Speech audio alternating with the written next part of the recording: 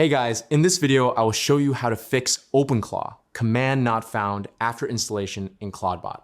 All right, let's begin. If you encounter the Openclaw not found message after installation, the most common culprit is an outdated version of Node.js.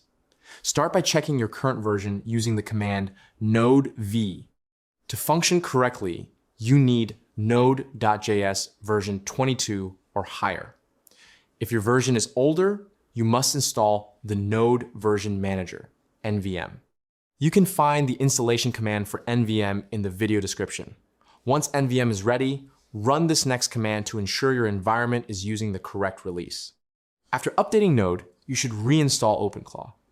Use the official installation command from the Openclaw website, ensuring you select the correct operating system for your setup. If the standard installation still results in a command not found error, try installing Openclaw globally. This should resolve the linking issues and allow Clawdbot to run smoothly. So that's basically how you can fix Openclaw, command not found, after installation in Clawdbot. That's it for this video. Thanks.